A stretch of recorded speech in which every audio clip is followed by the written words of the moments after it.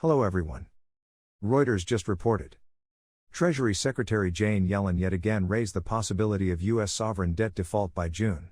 If headlines like this do not get you motivated to search for alternatives to the U.S. dollar, I do not know what will. Seems like every few months the U.S. Treasury comes out with dare warnings to Congress to lift the debt ceiling. And I ask myself every time, am I the only one seeing a problem here? Why has it become a business as usual? Let me know what you think about it in the comments. I am really curious if anyone thinks we have a problem here.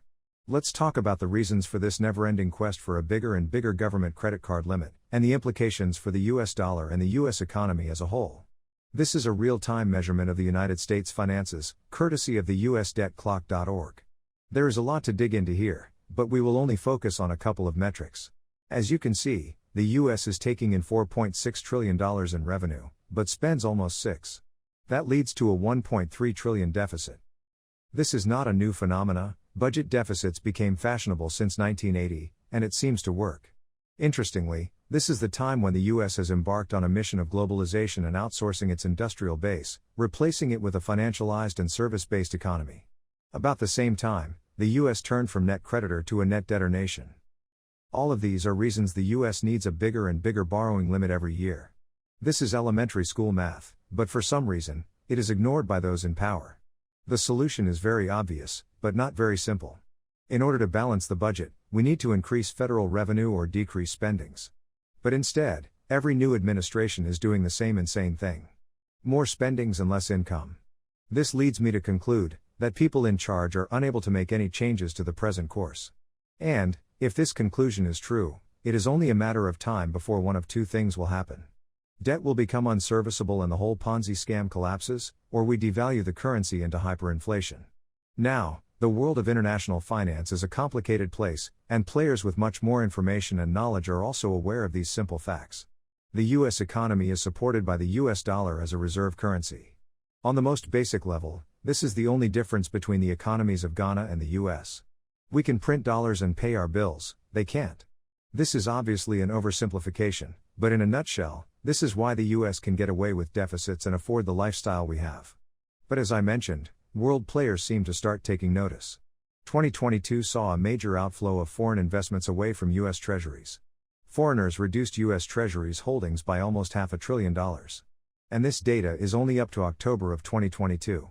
November, and especially December, might show record withdrawals.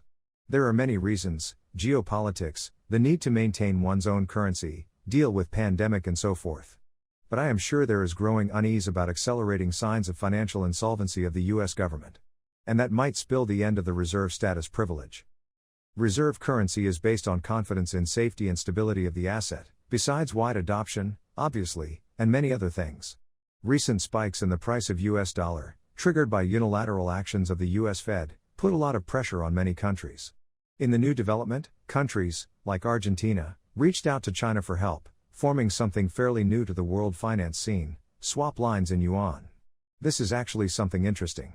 Normally swap lines were a monopoly of the US Federal Reserve, but now, we see a network of countries, building bilateral currency relationships that bypass the US dollar.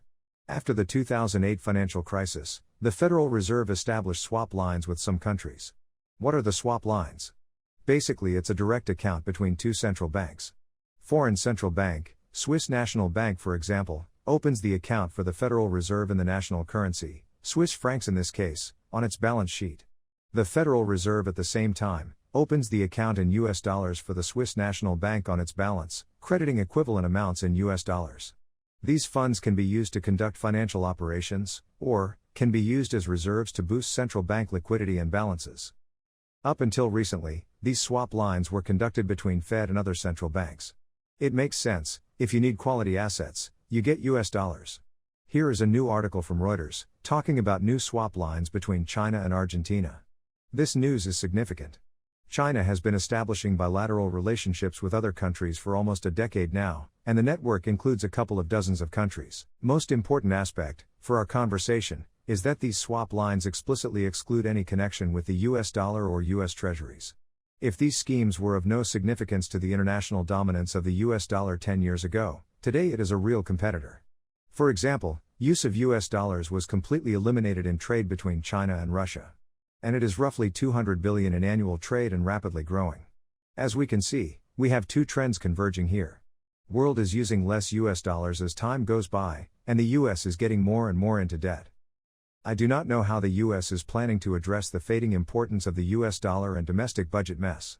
I do not see the US government cutting Social Security or defense spendings.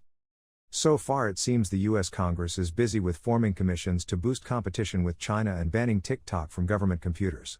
Not a promising strategy. Loss of reserve currency status for the US dollar would be a massive blow to the US economy that depends on borrowing. We might be seeing the first signs of the realization by the public that the risks for the US economy might be real.